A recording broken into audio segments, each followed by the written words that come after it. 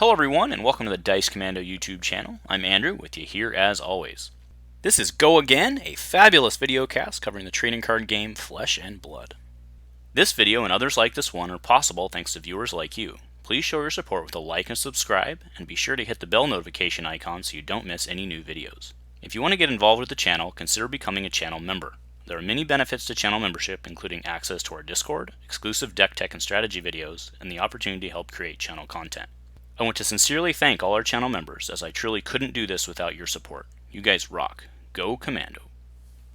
Hey Fab folks, welcome back to Ranger Week here on Dice Commando. So to wrap up the week, we're going to be looking at deck lists. Today we're going to be going through this guy, which is my Blitz deck list. Now I do believe that Azalea stands a better chance of success in Blitz than she does in Classic Constructed. So what we're going to do today is kind of do a little bit of chalk talk, then we'll go over to the table and actually kind of run through card by card.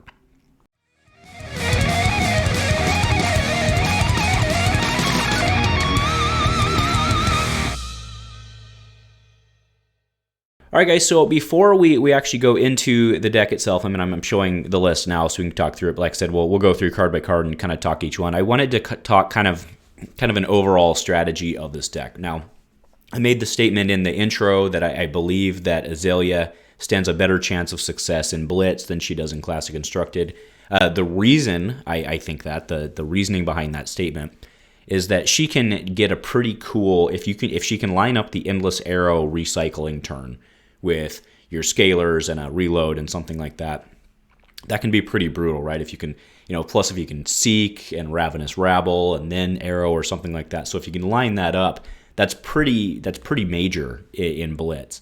Whereas it gets really balanced out in Classic Constructed, right? Just because there's more health, your opponents are doing other things. They can take more of a hit and fire back at you.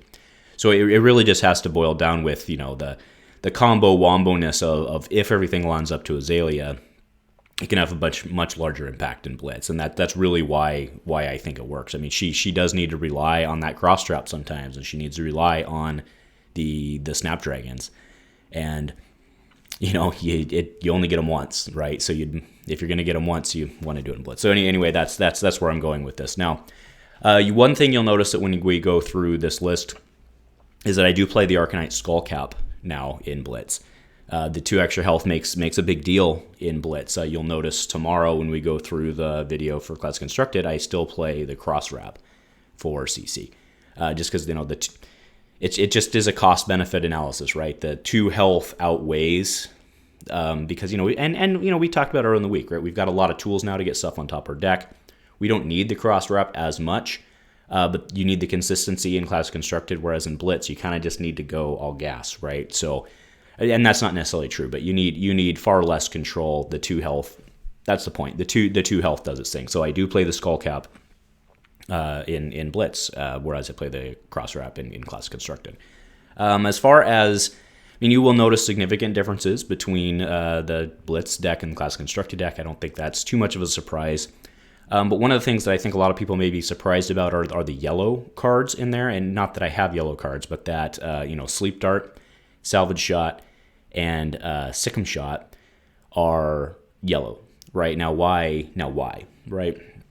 The reasoning here is just more pitch control, and you want a little bit more of a higher cost curve in case you run up against Wizard in Blitz, which isn't as much, right? The Arcane isn't as much of a concern in Classic Constructed as it is in Blitz, right? So on some of these cards, like Sleep Dart, for example, is really good in some specific matchups, right? But not necessarily all the matchups, right? So if I'm going to go for cards that are a little higher on the cost curve, right? Because if I want to try and put a Levia down, right? Or if I want to try and disrupt somebody, I'm going to try and set up into that. And at that point, the Sleep Dart hitting for 4 or 5 isn't as impactful, right? So hopefully the logic there makes sense of why the ones that I've chosen to be yellow are.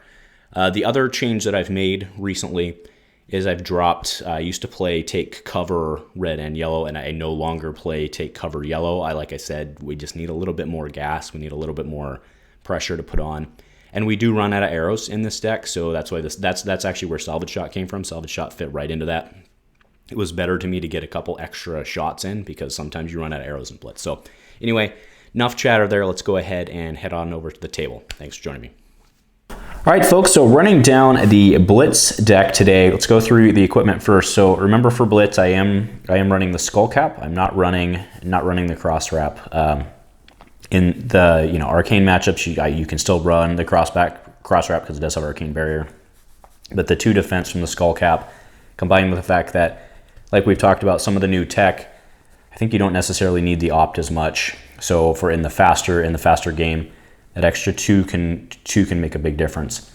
We have the Cross Strap, of course. Now, if you have a Tunic, definitely run the Tunic. I just don't have one.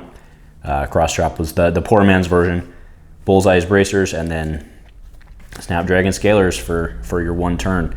I do have Perch Grapplers again. If you're coming, you're going to run Scalers most of the time, but if you're up in a bad matchup, you can run the Perch Grapplers for that 2 defense. We have a Null Roan Robe for obviously the right things, and then I have a Death Dealer because we have the room for it, but you're really going to run Red Blinder. There's basically no reason to run Death Dealer anymore, especially with the stuff that it puts on top of the deck. So that is the equipment rundown. So let's go ahead and go through we're going to start with the attacker. So Seek Horizon, no brainer there, and we have Ravenous Rabble. So this is what I'm running for the Blitz deck, of course. You'll notice there when you go look at the video for the class constructed, we're not running Rabble. Rabble is kind of a soft opt, right? In a way, it lets you know what's coming as well. So you can kind of plan around that and trying to figure out your 0 arrows. So these are hugely important pieces of the deck. They get you the attack, they get you an extra attack in that you can then, throw your arrow with. All right, let's go through the arrows now. So I do play Blue Ridge Rider. Blue Ridge Rider is awesome because, well, Ridge Rider in general is awesome because you can opt, but that's why you go with the blue, is just to give you the more available pitch. You want more blue, higher cost curve in case you run up into Wizard. I have 2 copies of Yellow Sleep Dart, 2 copies of Yellow Sikkim Shot, and 2 copies of Salvage Shot. So these are all kind of the reason we're running the yellow version instead of the red version is just to help get us that little higher cost curve, and these are the ones that are more matchup dependent, or they're more of a tech slot, kind of like the Salvage Shot. So on the techie ones, and then the Sikkim Shot again just gets you that extra attack in. Like I said, it's more of a tech play. I'm playing the yellow pitch to try and kind of get a more advantageous cost curve there. Okay, so let's go ahead and bin those here. Actually, let's do this so we can lay them all out. All right, so for reds, we have Red Ridge Rider Shot, it's a 0. We have Searing Shot, which is a 0 drop. We have Endless Arrow, which is just freaking amazing. And then on the ones, we have Remorseless, we have Red in the Ledger, and we have Head Shot. So obviously these are your good ones. This one's your spec, but this one obviously also swings for +2, makes it not bad. So all in all then, if we lay them all out together, this is the arrow complement. So you're looking at 1, 2, 3, 4, 5, 6, 7, 8, 9, 10 arrows. So 20 arrows in the deck. So half your deck. All right, next we're gonna look at the pumpers. So Plunder Run, an oldie but a goodie. Yeah, it is oldie at this point, right? Reading Arcane Rising. We have 4 copies of Take Aim. Yellow Take Aim it's only a +2, but it does have that reload, and sometimes you do need that reload to get any card in so that you can do the Azalea thing. And Nimblism. I mean, fantastic there, right? So we're not playing Captain's Call in this version. You could play Captain's Call if you wanted to, but I think Captain's Call works better as yellow in Azalea. So if you wanted to, this would probably be the slot to do. You could maybe do Nimblism, but Nimblism coming out because it's 1 or less, which is everything you're running. So Nimblism's pretty strong. Probably the one to do Captain's Call for would be Plunder Run. But I would not get rid of the yellow Take Aim for Blitz anyway. All right, then we have 2 Knock the Death Whistles, my shiny one there.